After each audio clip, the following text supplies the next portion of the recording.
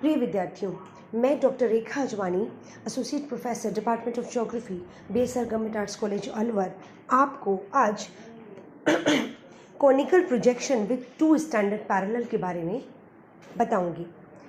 आपके सिलेबस में BA part 3 के प्रैक्टिकल ज्योग्राफी के सिलेबस में प्रोजेक्शंस बहुत इंपॉर्टेंट हिस्सा रखते हैं। हम इसे पहले भी डिस्कस कर चुके हैं और पिछली क्लास में हमने conical projection with one standard parallel, एक मानक अक्षांश वाले शंक्वाकार प्रक्षेप की चर्चा की थी। उसकी कंस्ट्रक्शन जो मेथड है उसकी बात की थी। आज हम दो मानक अक्षांश वाले शंक्वाकार प्रक्षेप की चर्चा करेंगे।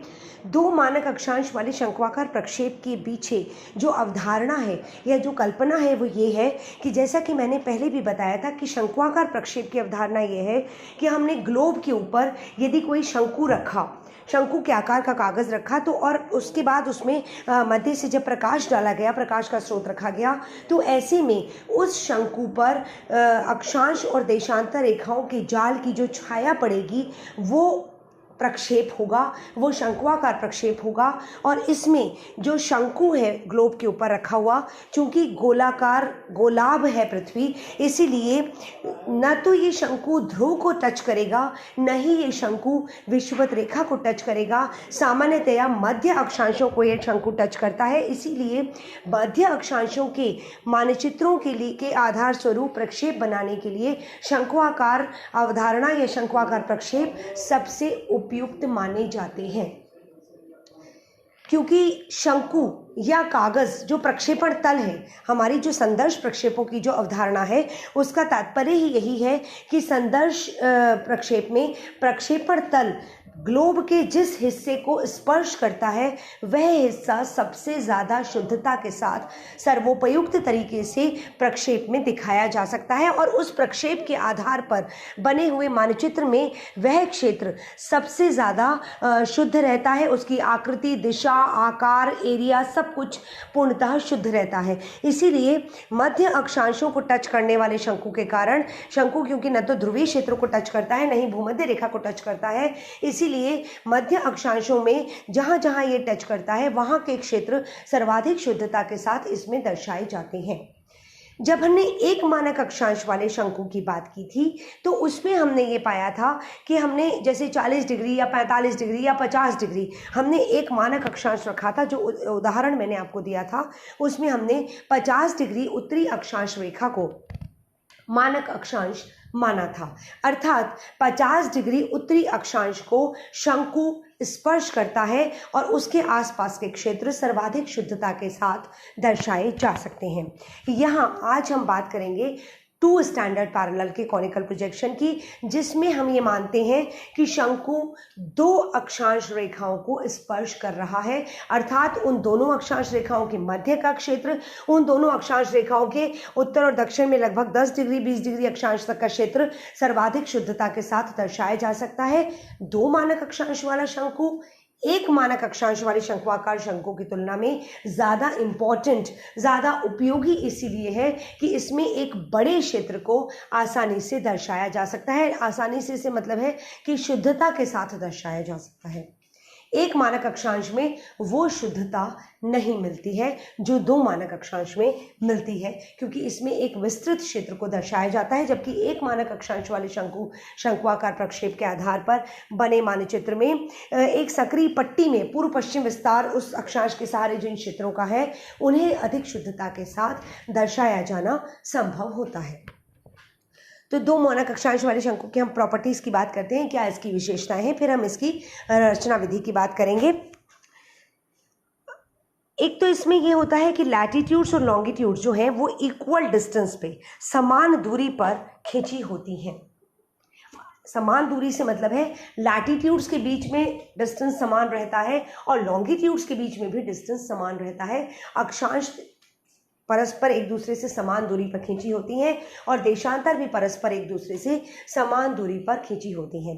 इस अवधारणा पर आधारित होता है कि शंकु दो अक्षांश रेखाओं को स्पर्श कर रहा है, वे दोनों अक्षांश रेखाएं मानक अक्षांश कहलाती हैं।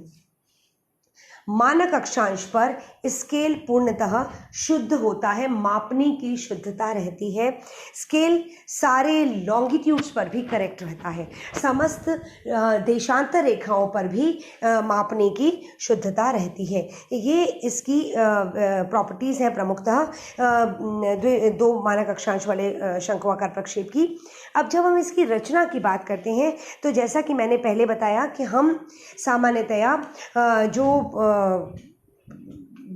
मानक अक्षांश ये जो रेडियस निकालते हैं तो हम एक्चुअल जो आरएफ दिया हुआ होता है, जो पृथ्वी के धरातल और कागज़ के मध्य जो दूरी का अनुपात दिया हुआ होता है, उस आरएफ के आधार पर पहले वास्तविक पृथ्वी के अर्धव्यास को ध्यान में रखते हुए उसमें आरएफ के अर्धव्यास का भाग देते हुए पृथ्वी के अर्धव्यास की गणना करते हैं।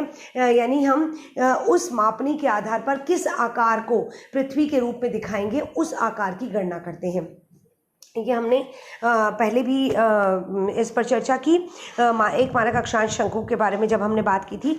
अब हम ये यहाँ पे PROF गलती से हो गया है बेटा, नीदर इक्वल एरिया और नॉर शेप प्रोजेक्शन है। मतलब ये प्रोजेक्शन ऐसा है, ना तो इसमें इक्वल एरिया दिखाई देता है ना परफेक्ट शेप होती है, लेकिन on the whole on an average ये अप्रोप्रिएट होता है और मानक अक्षांश पर शुद्धता मिलती है। अब इसकी रचना विधि की जब बात करेंगे तो हमने रेडियस निकाल लिया। जैसे 635 में 1 to 5 का अगर हमने भाग दिया तो हमारे पास पृथ्वी के घटाई गई पृथ्वी के गोले का अर्धव्यास आ जाता है, जो कि 5.08 सेंटीमीटर है। इसकी चर्चा हम पिछले लेक्चर में कर चुके हैं। आज हम इससे आगे की बात करेंगे। जब हमने निकाल लिया कि 5.08 सेंटीमीटर का पृथ्वी का अर्धव्यास, जो हमारे घटाई गई जो पृथ्वी है उसके गोले का अर्धव्यास 5.08 सेंटीमीटर है, जिसको हमें कागज़ पर बनाना है। आप शीट पर इतनी स्पेस रखिएगा अपनी कि एक तरफ आपका ये अर्धचंद्राकार या चौथाई जो सर्किल है ये बन सके, बीच में हमारे पास एक ये स्तंभ आकार का स्वरूप बन सके और उसके बाद प्रोजेक्शन भी बन सके। हॉरिजॉन्टली आपकी शीट इतनी बड़ी होती है कि उस पर आसानी से ये बनाया जा सकता है, लेकिन बनाते समय ये ध्यान रखिएगा कि आप एक आरेख को बनाएं तो बाकी आरेखों के लिए उसमें स्पेस छूटे। जैसे सबसे पहले हमें ये जो चौथाई सर्किल है ये बनाना है 5.08 सेंटीमीटर का रेडियस लेकर प्रकार में। तो हमने ये दूरी ली AOB हमने ये बनाया, जिसमें हमने O बिंदु पर प्रकार रख के 5.08 सेंटीमीटर का एक चाप बनाया और एक चौथाई सर्किल की, एक चौथाई वृत्त की इसमें रचना की। इंटरवल हमें 10 डिग्री दिया गया है और हमारे जो मानक अक्षांश है वो हमें 40 डिग्री और 60 डिग्री उत्तरी अक्षांश दिए गए हैं। यहाँ ये बात भी ध्यान रखने योग्य है, जैसा कि मैंने एक मानक अक्षांश वाले शंक्वाकार प्रक्षेप की बात करते समय बतलाया था कि शंक्वाकार प्रक्षेप सदैव एक ही ध्रुव के लिए बनाए जा सकते हैं।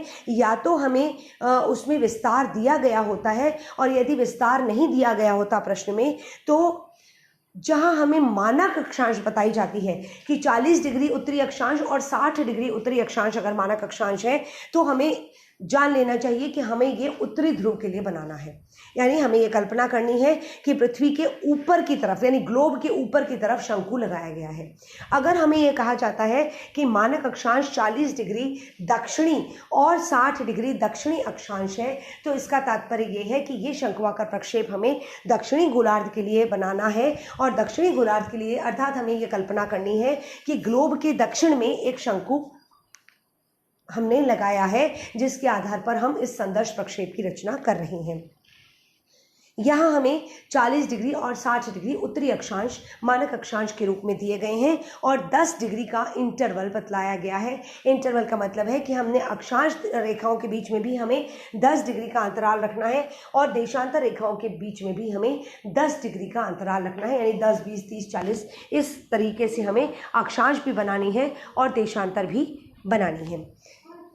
हमने एक चतुर्थक वृत्त का एक चतुर्थक हमने तैयार किया 5.08 सेंटीमीटर की दूरी लेकर। उसके बाद हमने इसमें 10 डिग्री का कोण बनाया जो EOB कोण दर्शा रहा है यहाँ पर, जो कि अंतराल को दर्शाता है। इसके बाद हमने 40 डिग्री का कोण बनाया इसी O बिंदु पर, जो कि हमारी प्रथम मानक अक्षांश को दर्शाता है। ये 40 डिग्री का कोण हुआ COB। तत्पश्चात हमने 60 डिग्री का कोण बनाया जो कि हमारे दूसरे मानक अक्षांश को दर्शाता है। ये 60 डिग्री हुई, ये 60 डिग्री का कोण हुआ DOB। ये 3 कोण हमने बनाए, 2 मानक अक्षांशों के 40 और 60 डिग्री के और एक इंटरवल का 10 डिग्री का। हम चाहें तो अर्धवृत्त बनाकर, जैसे कि एक मानक अक्षांश में हमने किया था, हम 10 डिग्री का लेफ्ट हैंड साइड पे भी बना सकते हैं, लेकिन वो आपकी सुविधा पर है। और हमारे पास क्योंकि स्पेस जो शीट पर रहती है उसमें वो अतिरिक्त 5 सेंटीमीटर घेरेगा, इसलिए सजेस्ट मैं ये करूँगी कि आप इसको इसी तरीके से इसकी रचना कर लें। इसके बाद हम एक सीधी रेखा खींचेंगे PQ, जिसकी कोई नाप नहीं है हमारे पास। हम ये सीधी रेखा खींचेंगे PQ, जिस पर हम P बिंदु से मार्क लगाएंगे। इसके बाद हम इसमें मार्क लगाएंगे D डैश से H डैश और C डैश से I डैश। वो इस आधार पर लगाएंगे कि हम एक जो हमारा 10 डिग्री का जो हमने कोण बनाया है उसकी जो EB लाइन है, उस EB की दूरी को नापकर हम एक छोटा चाप बनाएंगे, एक छोटा अर्धवृत्त या चतुर्थक वृत्त बनाने का प्रयास करेंगे। और उससे जहां 40 डिग्री और 60 डिग्री मानक अक्षांशों की रेखाएं टच कर रही हैं, वहां से एक हॉरिजॉन्टल लाइन डालेंगे, IF और HG, ये 2 हॉरिजॉन्टल लाइंस डालेंगे, क्षैतिजवत रेखाएं डालेंगे, जहां ये छोटे चतुर्थक को 40 डिग्री और 60 डिग्री की मानक अक्षांश के जो कोण है वो काट रही हैं। यहाँ पर हमने ये दोनों छोटी रेखाएं डाली, इन्हीं को हम इस जो हमने PQ लाइन डाली है उस पर हम अंकित करेंगे और P से हम H डैश और I डैश तक इनको मिलाते हुए एक रेखा खींचेंगे, जिससे हमारे पास H dash to D dash और D डैश और I डैश से C डैश के बीच की दूरी आ जाए। ये आकार हमारा निर्मित होगा। इस आकार के आधार पर ही हम आगे शंक्वाकार प्रक्षेप की रचना कर सकते हैं। यहाँ हमने पुनः एक समुचित दूरी लेकर, एक समुचित स्पेस लेकर P बिंदु पर प्रकार रखा। P से पहले तो स्केल रखा P बिंदु से और नीचे G बिंदु तक की हमने एक सीधी लाइन खींच दी, जो कि हमारी प्रधान देशांतर रेखा को दर्शाएगी, 0 डिग्री देशांतर को दर्शाएगी। अब इसके बाद हमने इस P बिंदु पर हमने एक प्रकार लिया। प्रकार में हमने यहाँ पर इस आरेख में P से लेकर C बिंदु की दूरी अंकित की। P से लेके C, ये जो C डैश है यहाँ तक की दूरी हमने प्रकार में ली। C डैश वाली दूरी है हमारी, ये जो IF वाली दूरी है, ये इस दूरी को हमने C लिया। ये दूरी प्रकार में भरकर P से C डैश की दूरी प्रकार में भरकर हमने यहाँ पर P बिंदु पर जो हमने सेंट्रल मेरिडियन बनाई है, जो हमने प्रधान देशांतर बनाई है, वहाँ हमने P बिंदु पर प्रकार की नोक रखी और एक चाप खींच दिया, जो कि हमारी 40 डिग्री मानक अक्षांश को दर्शाएगा, उसके बिंदु को दर्शाएगा।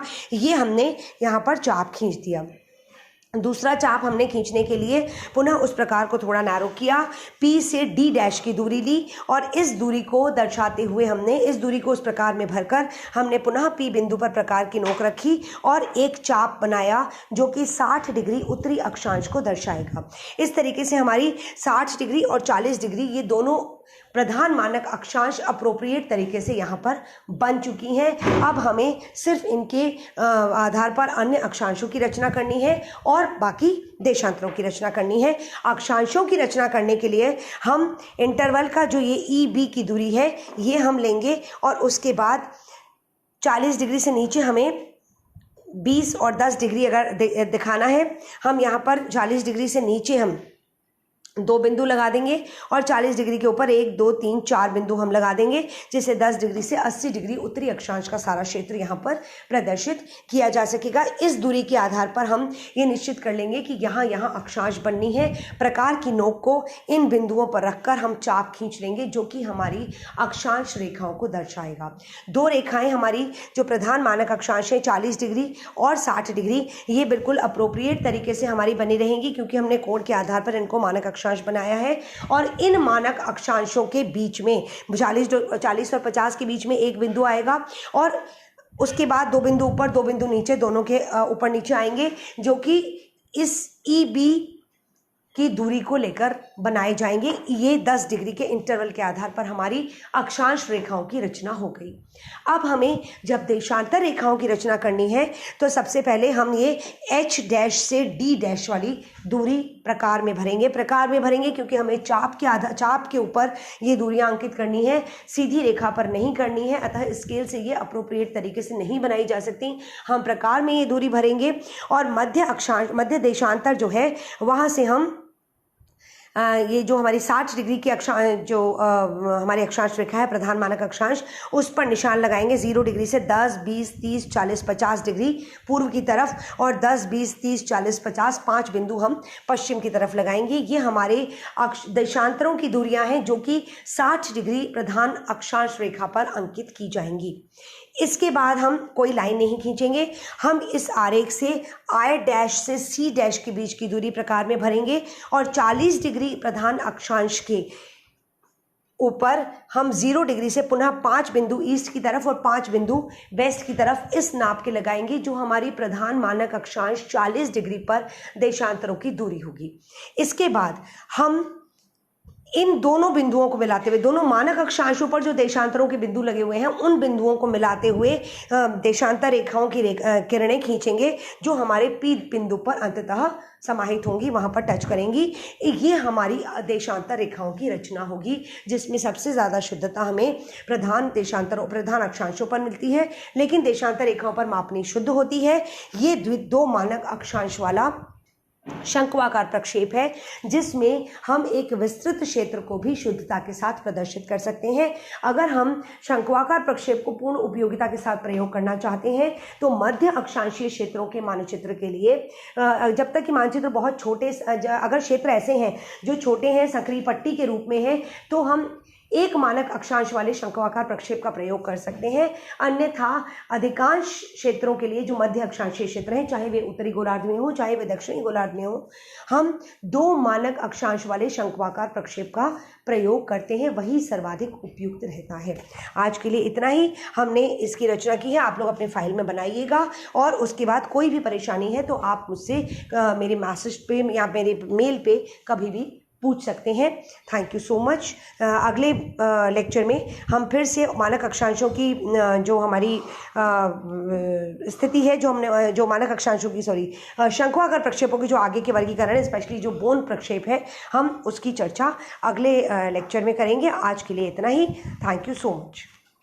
आप लोग इसे बनाइएगा और उसके बाद हम इसे आगे इस पर चर्चा करेंगे। Thank you. और ये रिकॉर्ड ही नहीं हुआ क्या?